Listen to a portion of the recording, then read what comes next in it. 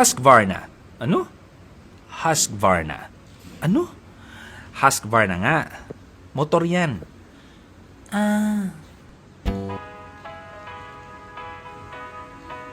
So ito na guys, dumating na yung pangalawang order namin na Husqvarna.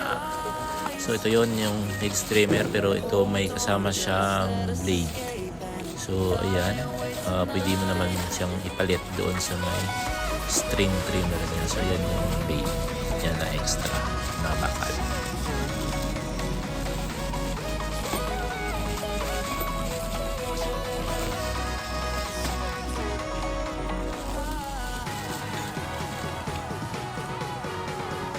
So ayan, ang important is ang manual.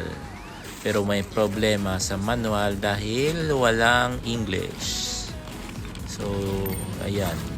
So titingnan na lang natin yung litrato.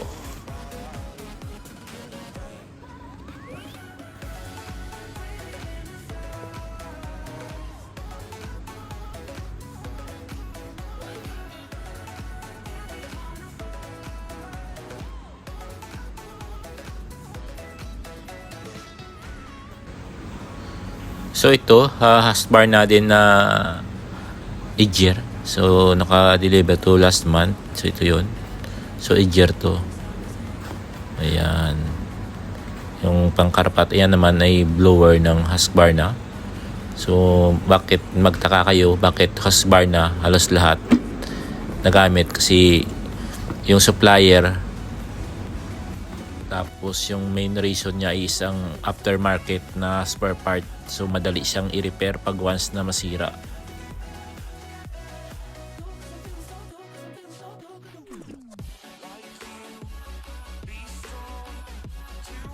So sometimes even the machine is expensive, there's no problem because if they have a supplier for the aftermarket spare parts, it's easy to replace.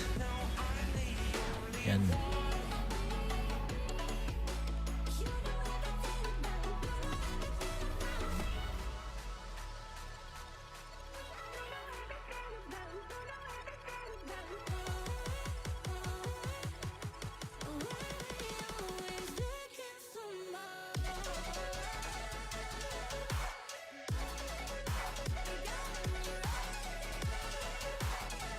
Actually, hindi lang naman Husqvarna ang maganda sa mga small displacement na tool.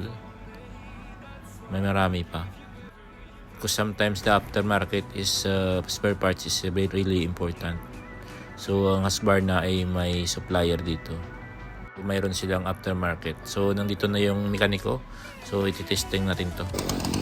So actually na testing ko na rin to bago ko i-receive. Testing natin ulit.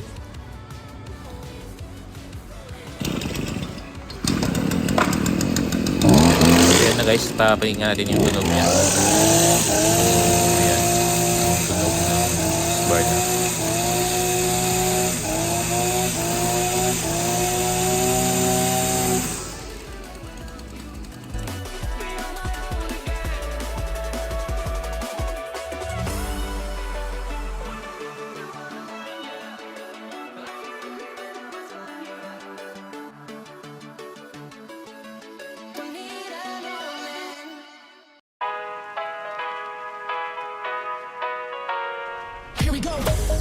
So ito yung bali yung blade niya na kasama. So ito na yung mga tools na kailangan natin para ikabit doon. So tatanggalin mo lang doon at saka ipalit ito. Ito yung gamit niya para mapalit mo yung metal blade.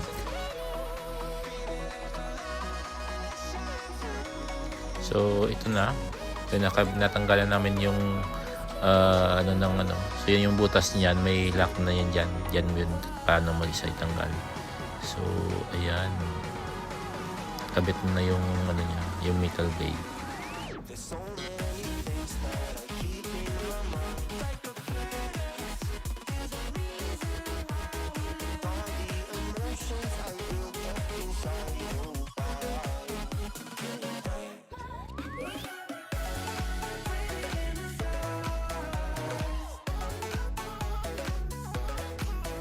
So ayan, kung nakikita nyo, ayan na yun.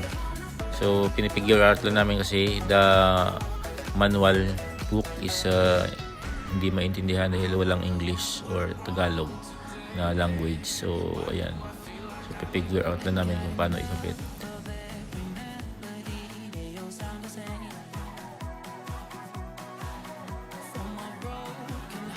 So bali actually all the small displacement na na head streamer, ganyan lang din yan sa ikabit. Halos lahat sila. Magkaiba lang yung konting design niya dahil nga protected ng patent. So may mga iba pero konti lang yung yun, iba lang yung design pero halos magkakatugma lang din sila.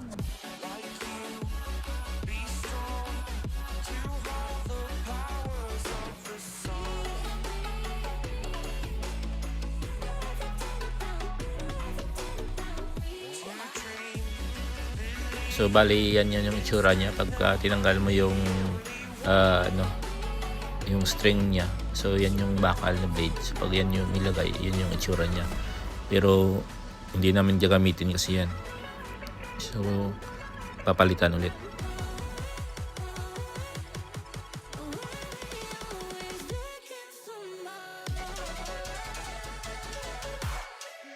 So ayan, ibabalik na namin yung niya, yung sa string trimmer niya para na magamit na.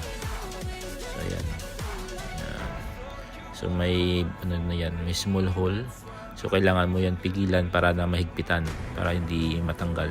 So yun, nakita mo yung butas, yan, ilalagay mo yung Allen wrench and yan, ikutin mo, hihigpit na yan. Because sometimes reading the owner's manual is really important, but if you know how the machines work, you will figure out how to assemble it. So yan, bali yan lang yun. So yun yung string, madali lang siya actually. Ang Husqvarna na patent sa design niya na ganyan is really nice. It's more easy to use. So yan, so no need na natanggalin. So mo lang yan, ihampas ng konti at lalabas na yung string niya.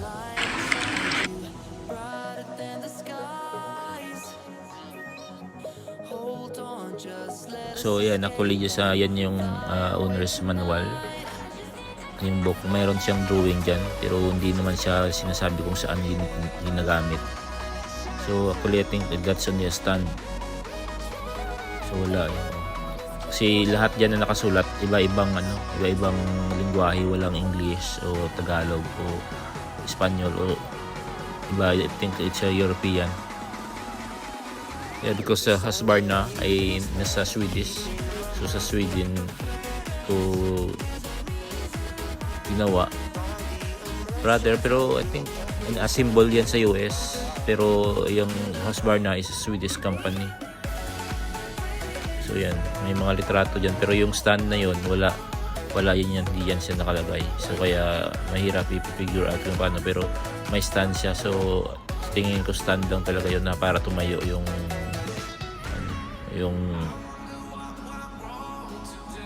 makina. So yan, bali yung titingnan lang namin yung drawing, wala talaga siyang words na nakalagay, hindi namin mabasa. So ito ulit ang 243 RJ ng Husqvarna heat string trimmer na may lakas na 1.39 kilowatt, fuel consumption na 404 gram kilowatt hour, na may 9,000 RPM. So if you want more product of Husqvarna, please follow and subscribe to my channel, Glenn Skipper. See you next time. Salamat!